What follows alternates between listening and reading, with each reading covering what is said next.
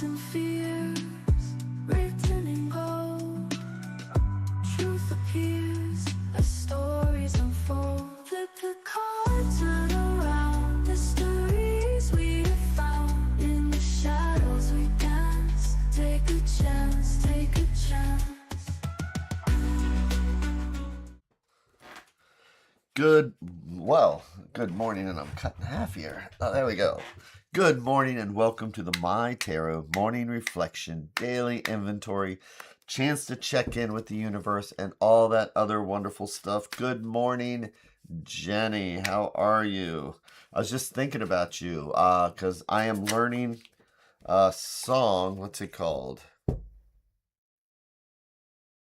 Anyway, and I am not used to finger picking, and it's a unique arrangement, so I guess I'll just finger pick it myself. But you know how the Celtic kind of finger picking is? So this Led Zeppelin guy who can do the finger picking is going to try and make it sound like traditional finger picking. So we'll see how that goes. And good morning, Angelina. Oh, and if you all didn't know, Jenny is actually a really amazing songwriter and musician. So, but join in this group, the Dragon Scales in Frederick. It's actually interesting because I had picked up before I did that, I had picked up the barone, the Celtic drum that you beat on it. And I'm one of those people that if I do something like the tarot, I like to see what the history is of it, see how people did it, blah, blah, blah. And it's one of those things that kind of reminded me about the truth doesn't take away the magic of something. You know, so here I'm thinking I'm learning a traditional Irish instrument. And according to the museum in Ireland, the Irish Museum, the barone is only from the 1950s, and there's some traditional bands in Ireland that will kick you out if you try and play it. One of the quotes is that instead of using the beater stick, you should try using a penknife when you're playing the barone. So a bat kicked you off the couch 2 nights ago. Oh man, a progression comes in all kinds, finger picking. So, it sounds like you're having an interesting life. Huh. So, but what's interesting about that is that, I could either be disappointed because, again, the reason I read the traditional tarot is because, well, I like the history. But there's so many things out there that people will invent histories for, or they try and make it sound more mystical or magic. And I'm a very skeptical person. So the moment somebody says, it's got quantum in it, or they say this or that, it's like, why are you trying to make something more magical than it already is? I don't need, if somebody says Reiki feels good, it's like, it's an energy. I hear these scientific explanations that an MRI can't back up. Just because barone is from the 1950s doesn't take away. So, the invented history of the tarot. So when I'm doing a morning meditation and when I'm doing things like that, we're trying to look past the veil so that we don't need an invented something not real to make us feel better. We're looking at the reality. The tower pops up. We're not going to sugarcoat it and say, doing this little magical thing is going to make it better. We're actually going to look at it and we're going to say things do get better. So I just thought that was interesting because it just reminded me of the invented histories. And I love going to pagan rituals and I love going to things like that. But most of those things are from the early 1900s. We don't have documented proof of what the Druids did 2,000 years ago. And it's just an interesting conversation to have with people because sometimes people will try and invent a legacy or a history to make something more magical. And in reality, life is magical enough. And when I get with a group of people and do something that's spiritual or feels good, that's all it needs to be. It doesn't need to have anything behind it that's not the truth. So when we look at the tarot, we're looking beyond that veil. We're looking for the truth and not what just makes us feel better. So, I know, isn't that deep this morning? I don't know what got me on that other than being surprised about the barone, because I wanted a traditional Irish instrument. And it's like, you know what? This is what I hear nowadays, and it's what people enjoy. So, but I don't know about you all, but my feet are flat on the floor as I'm listening to the cards like they're the sounds of the ocean. Which means my butt doing the kitty dance is nice and comfortable. Checking in with my breath and shoulders. Oh, gosh. And then the neck. So, this is our chance to like really check in, like I was saying, and look beyond the veil and see the way things really are. You know, the best way to predict the future is to understand today.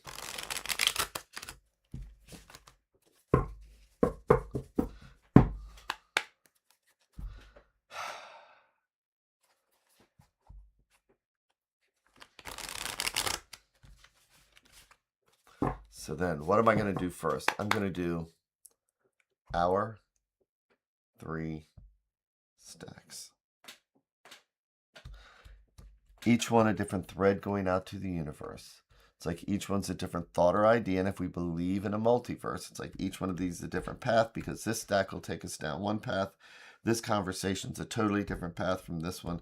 And today, let's take the bottom stack, or what I like to think of as things that are underneath that might be influencing us and we don't even realize it. That is kind of pulling the veil aside. So I'm going to do our 3 and 1.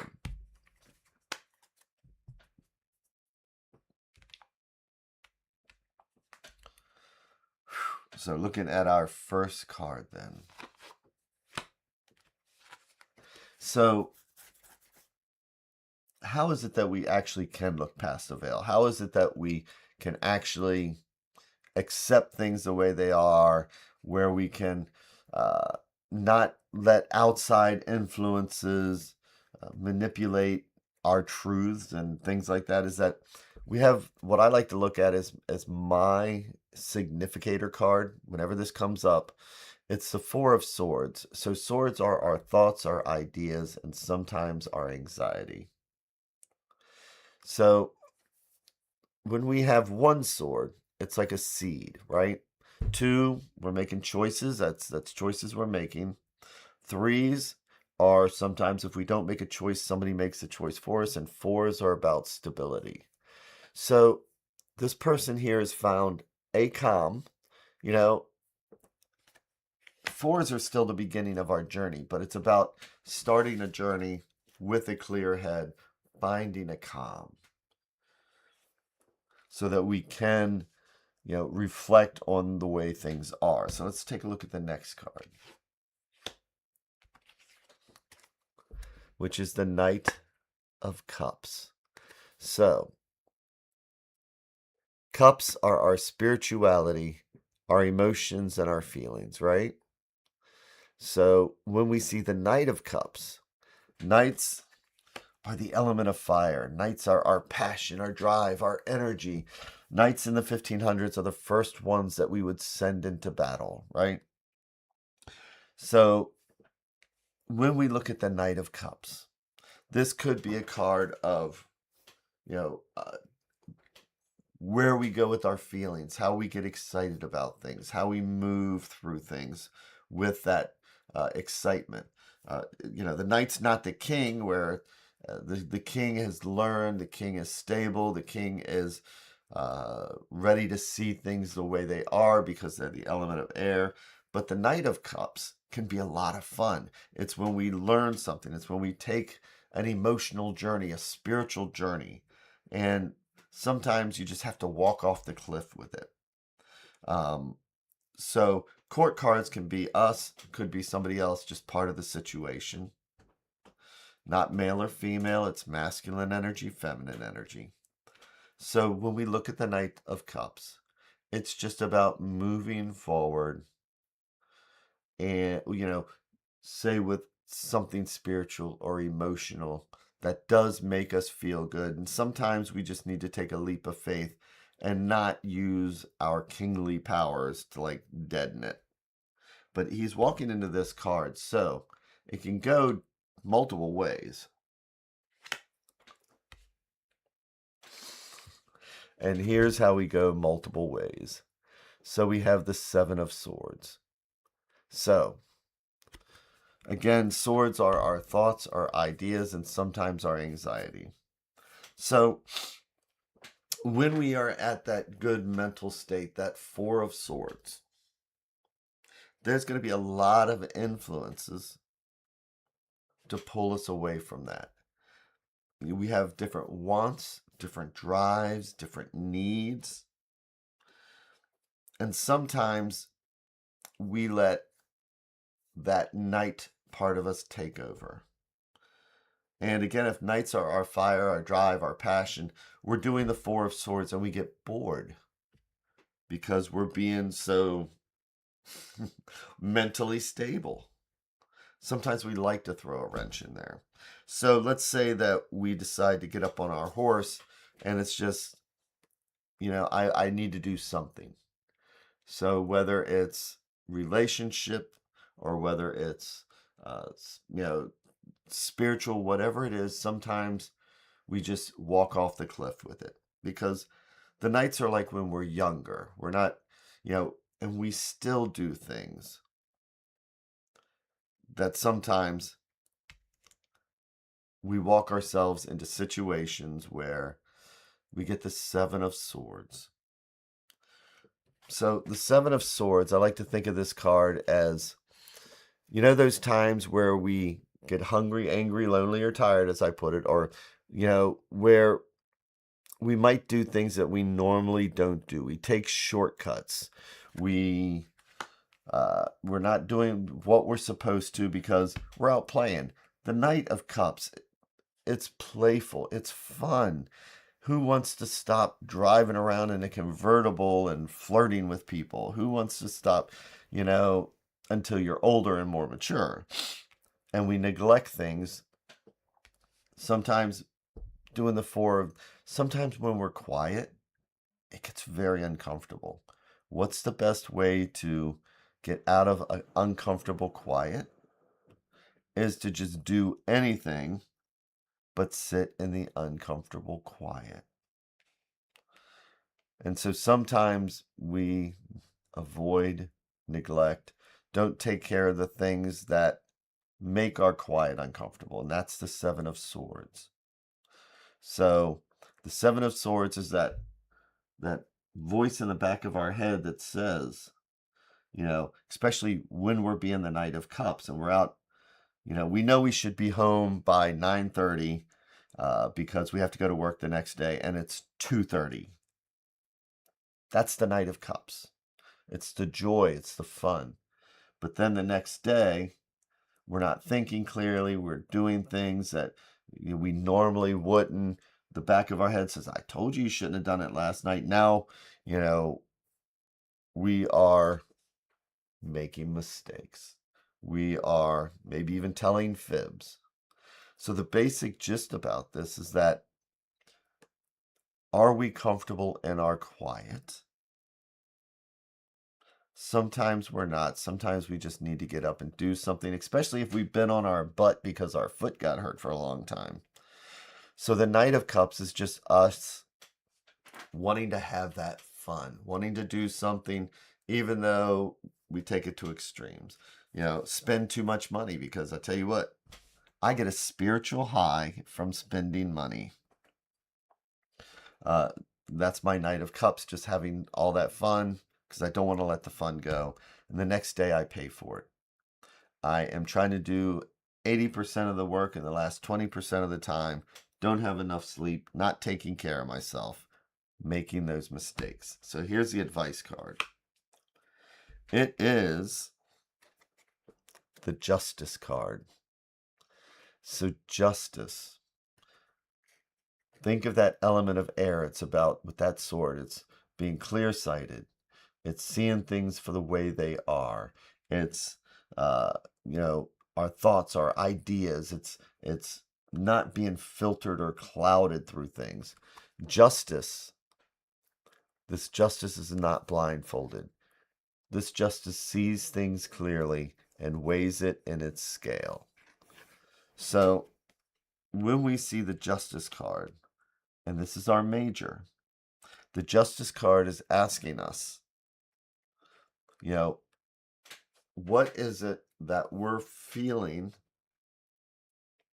What is it that might be on our mind that might be breaking our mental train? What is it that we're being distracted from, that we want to distract ourselves from? She's asking, what is it that we know can just walk us into a path? Are we staying up too late? Are we, the Knight of Cups is, hey, let's fill our cup and let's just have one extra drink, or something that, again, if it's our spirituality, our emotions, and our feelings, the Knight of Cups is trying to make those feelings last. I want to eat, I know I should only eat half of this pie, but I'm going to eat the whole thing.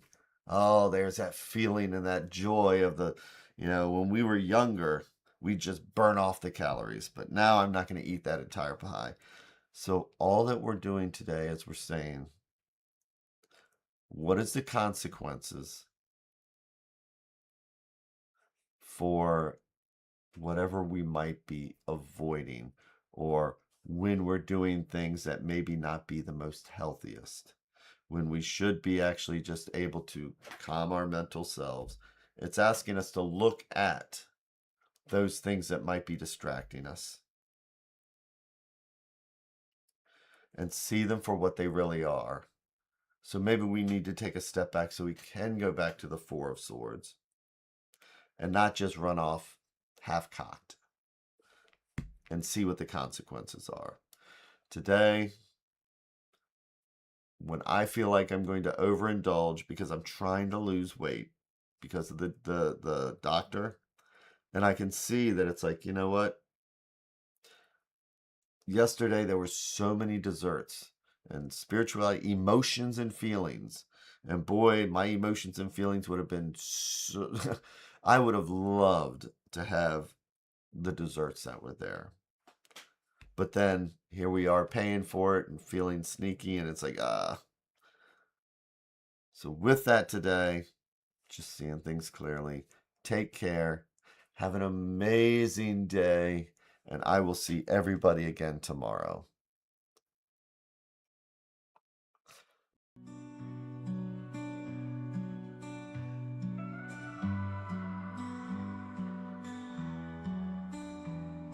Stars in the sky, cards in my hand, searching for signs, lost in the sand.